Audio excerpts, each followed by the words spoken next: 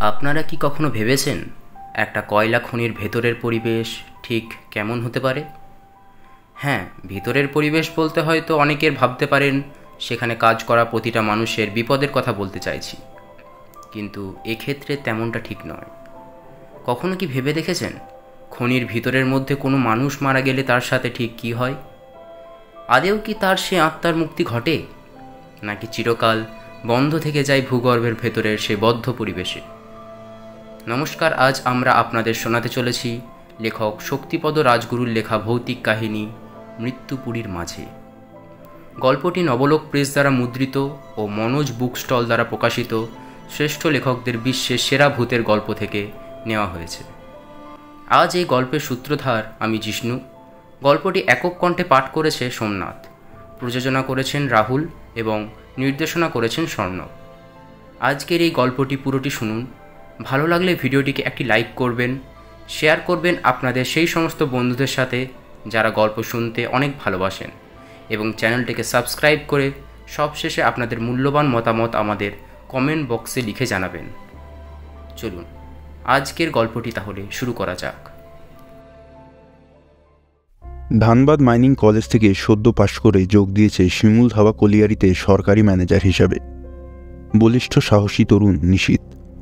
অবশ্য বলিষ্ঠ সাহসী হতেই হবে কলিয়ারি অঞ্চলে মাটির ১,৫-২,০০০ ফিট নিচে সরু গ্যালারিতে কাজ করার জন্য।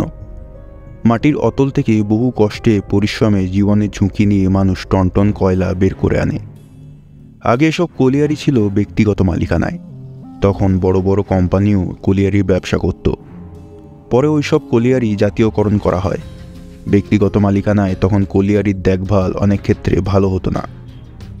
মালিক বেশি লাভ করার জন্য যথেতথ্য বেআইনিভাবে কয়লা তুলত, আর তার ফলে নিচে থেকে বের হয়ে আসতো মিথেন গ্যাস। এই গ্যাস জ্বলে উঠে কলিয়ারির সুড়ঙ্গপথে অগ্নিকাণ্ড, বিস্ফোরণ ঘটাত। মারা পড়ত বহু শ্রমিক কর্মচারী মাটির অতলে কর্মরত অবস্থায়। এখন সরকারি মালিকানায় সেই সব দুর্ঘটনা কিছুটা কমেছে, তবে দুর্ঘটনা যখন হওয়ার তখন তো হবেই। দু একটা সাংঘাতিক দুর্ঘটনা আজও ঘটে, আর মাটির অতলে হারিয়ে যায় বহু প্রাণ।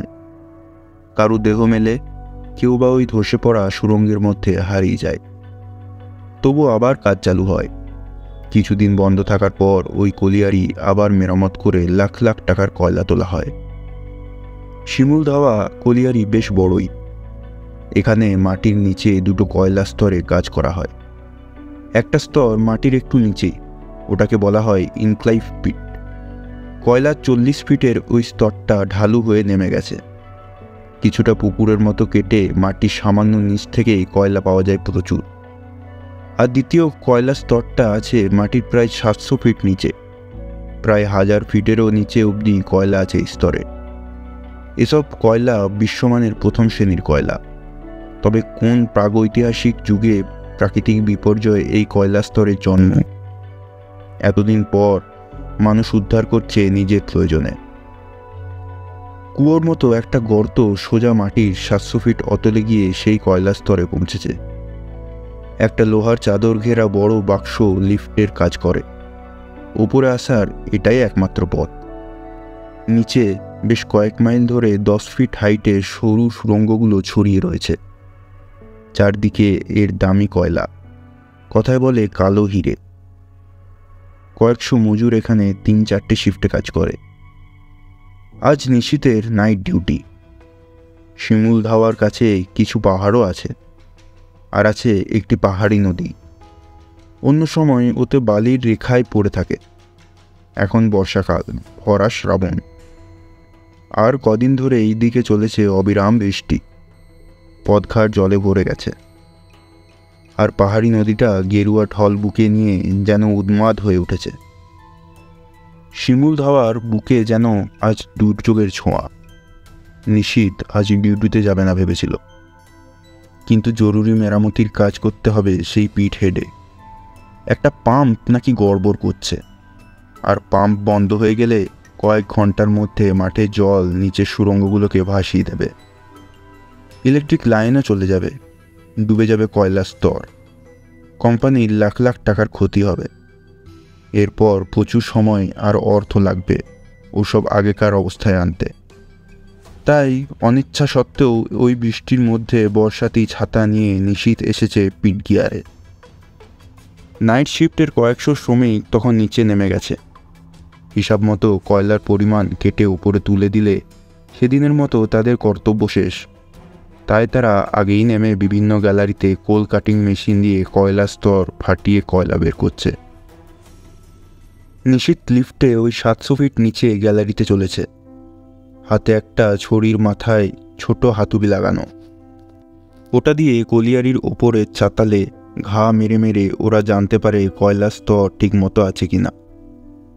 না থাকলে সঙ্গে সঙ্গে সেখানে শালকুঁটির ঠেকা দিয়ে চালাকে মেরামত করতে হবে, না হলে ধস নামবে। মৃত্যু এখানে স্বাভাবিক ব্যাপার। কলিয়ারির ওপরে কোথাও বালিমাটি, কোথাও পাথর, কোথাও জলের স্তর আছে, যদিও সেসব জলের স্তরকে মজবুত করে বন্ধ করে রাখা হয়, তবুও অনবরত তার থেকে জল ঝরে। নিশীথ গ্যালারি দিয়ে পাম্প হাউসে চলেছে। মাটির ওপর থেকে এখন বেশ জোরে বৃষ্টির মতো জলকণা ঝরছে। নিশীথের কোমরে ব্যাটারি লাগানো বেল্ট, মাথায় হেলমেট, তাতে ওই ব্যাটারি থেকে তার গিয়ে বাল্ব জ্বলে। সে আলোতেই পথ চলতে হয়। গ্যালারির ভেতরে আলো নেই তেমন। অন্ধকারে হিস হিস শব্দ ওঠে, যেন চারিদিক হিংস্র পশুরা গর্জন করছে। কয়লা কাটার সময় বিপজ্জনক মিথেন গ্যাস বের হয়। সুড়ঙ্গের বাতাসে সেই গ্যাসের পরিমাণ 3 ভাগের বেশি ছাড়লেই বিপদের সম্ভাবনা।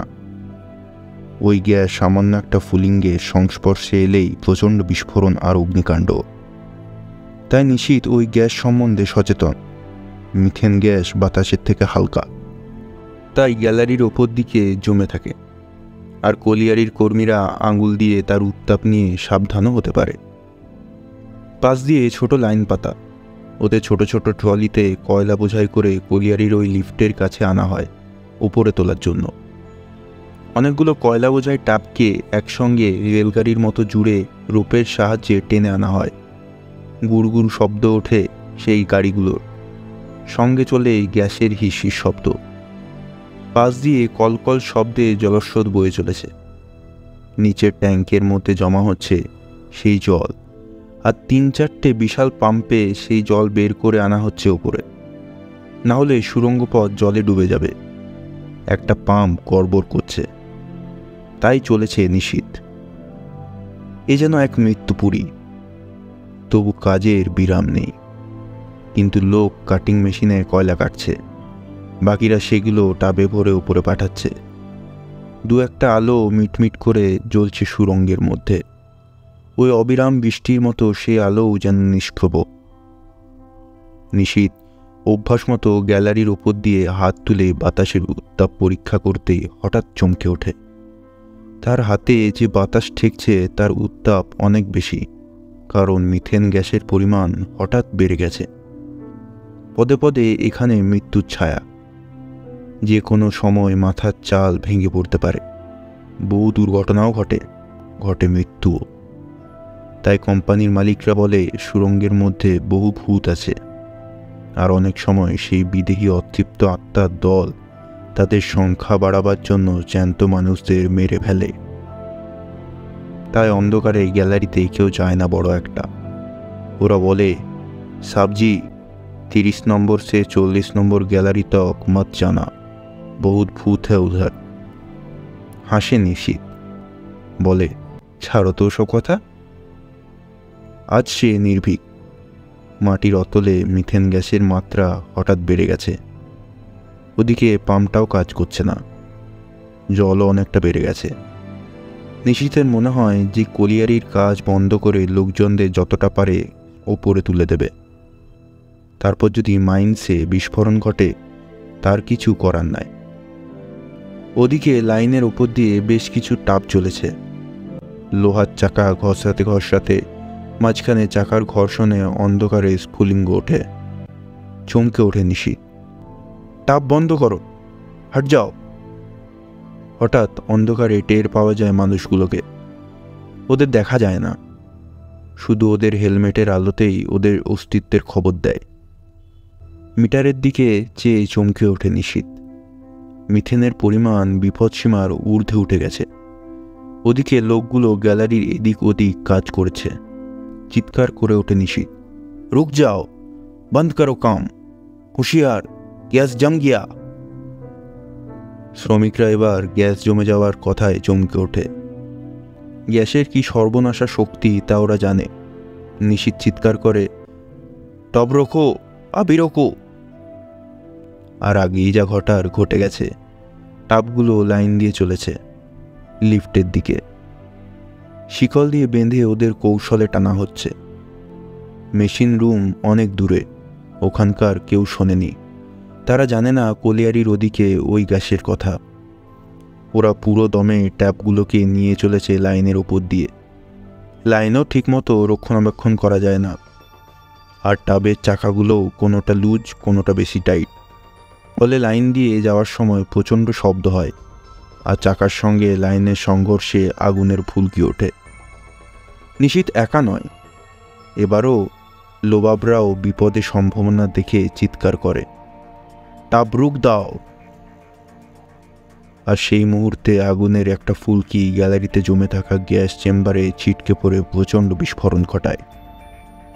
মাটির 800 ফিট নিচে কলিয়ারির ওই সুড়ঙ্গের মধ্যে আটকে পড়েছে কয়েকশো মানুষ।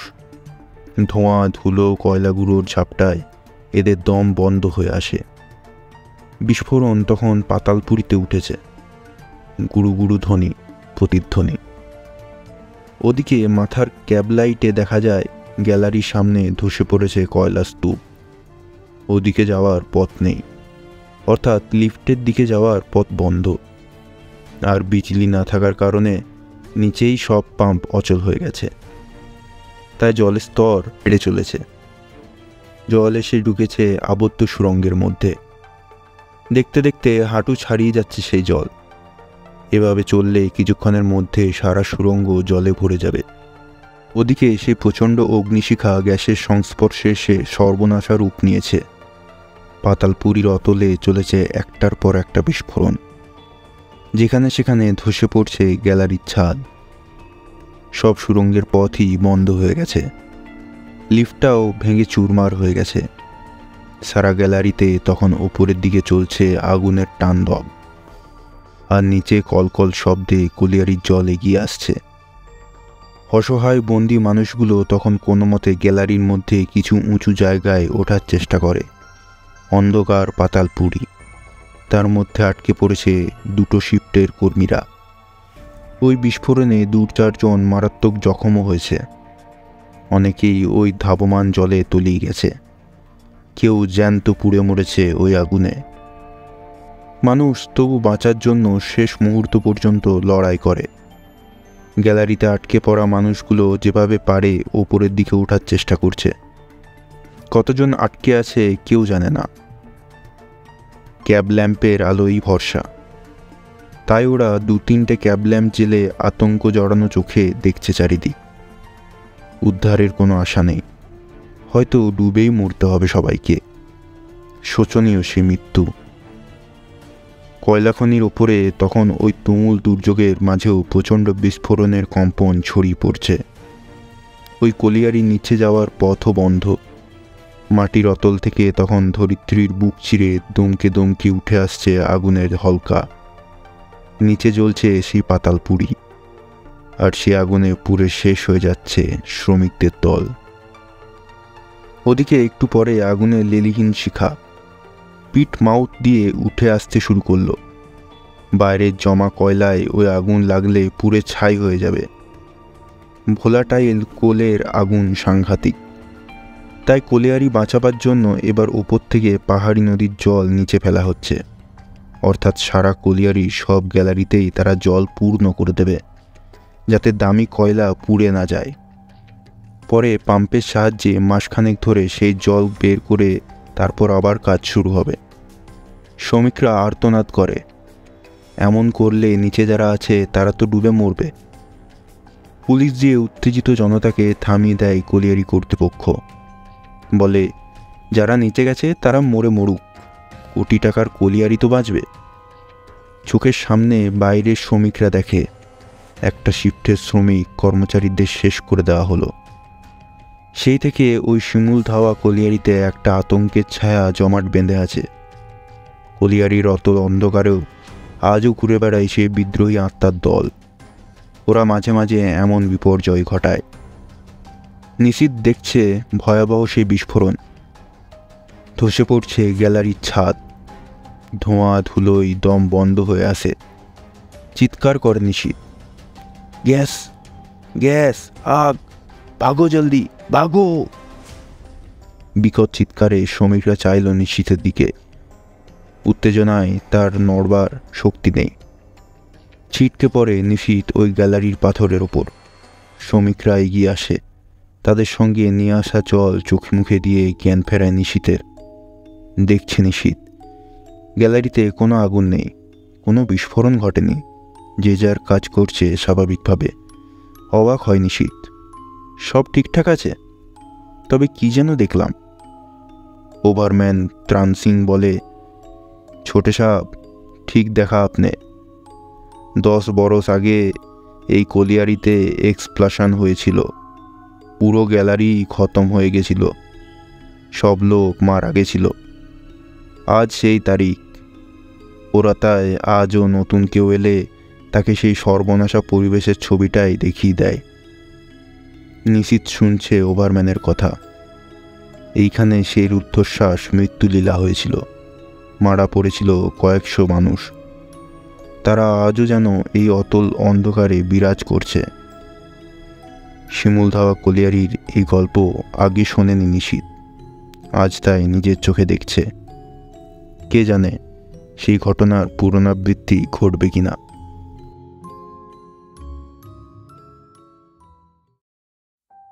এই ছিল আমাদের আজকের গল্প।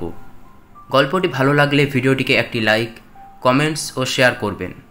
এরকম আরও অন্যান্য ভৌতিক গল্পগুলি শুনতে চ্যানেলটিকে সাবস্ক্রাইব করে পাশে থাকা বেল আইকনটি টিপে অল নোটিফিকেশন অন করতে একদম ভুলবেন না। আজ এই পর্যন্তই। দেখা হচ্ছে অন্য একদিন নতুন এক গল্পের সাথে। ধন্যবাদ।